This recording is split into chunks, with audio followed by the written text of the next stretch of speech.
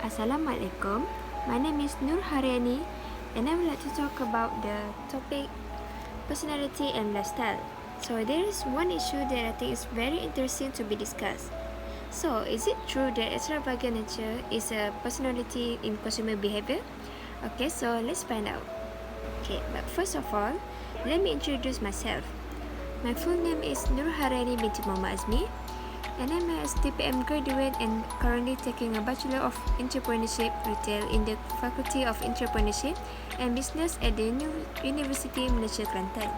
Okay, so in this video, I will explain about the topic theories on personality, answer the question on how can personality influence someone's behavior, and lastly, giving some credits. Okay, so first, I will talk about personality and lifestyle.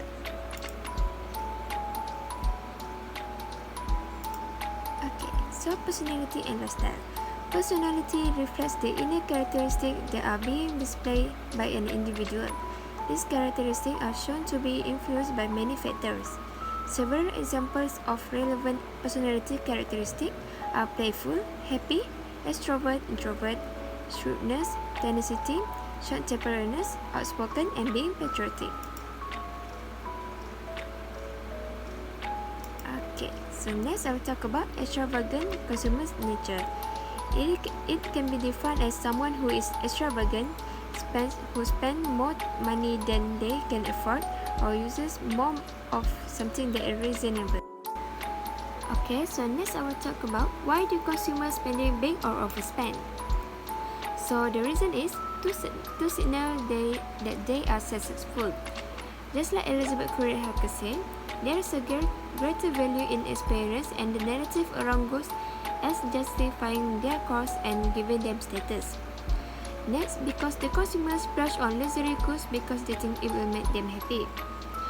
Also, the consumers wants to search for ultimate experience, just like Annette Cannon and Brent Kivett said. By collecting memorable experience, consumers obtain a sense of accomplishment and progress, and enhance their self-worth. Next, because of a lack of self-discipline, which means that the consumers don't know how to control their money. And lastly, making purchase with a credit card or digital wallet. Next, I will talk about characteristics of personality. First, personality can change. Next, personality reflects difference amongst individuals. And lastly, personality should be stable and lasting. Okay, so next I will talk about theories on personality. In most theories on personality, many assume that individuals have inner characteristics and these characteristics are consistent. Okay, so first I will talk about psychoanalytic theory. It is developed by Sigmund Freud, who assumed that personality is formed as a result of the conflict of three forces. That is the ID, superego, the superego, and the ego. It is essential highlight that the extent to which how well an individual deals with the crisis experienced over the years since childhood is determined by his personality. So ID is described as place for underlying primal and impulsive drives in human being. Superego is assumed to be an individual preference for law and order or adhering to society's moral and ethical codes of conduct. This rule ensures individuals satisfy needs in accordance with the agreed code of conduct.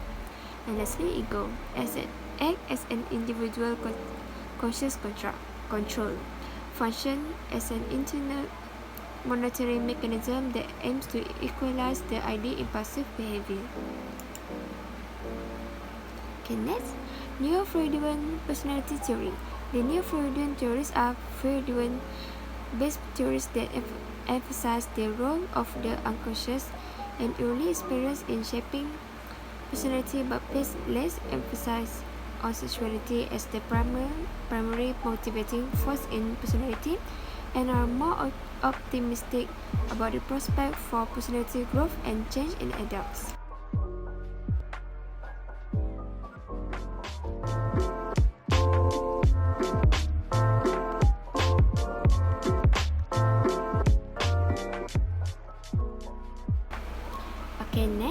like to talk about how can personality influencing someone's consumer behavior.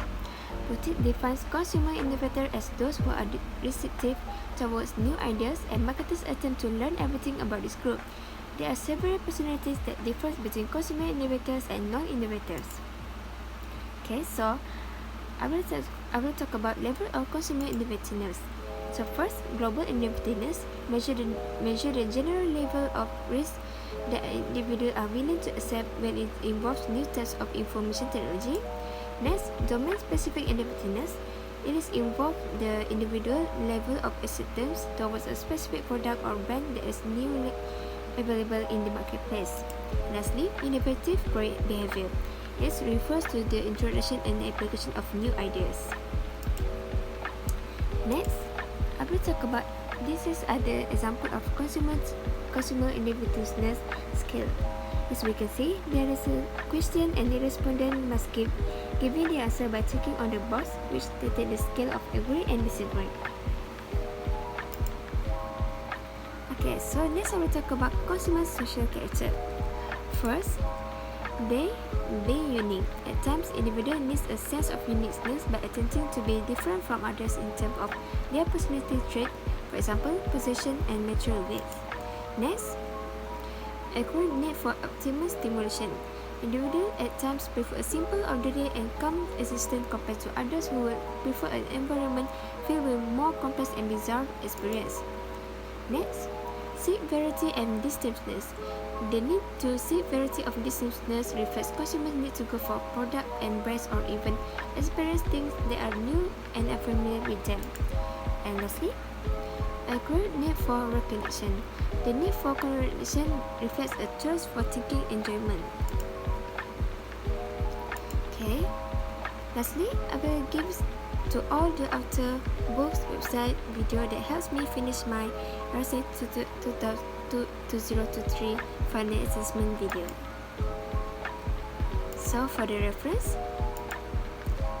this is the reference that I used to make this video. Okay, so I am so thankful for those who helped me finish my ARS2023 final assessment. I also want to give a big thanks to Puan Hanu for teaching us this subject and be very understanding, especially in finishing our assignment. So that's all for me. Thank you.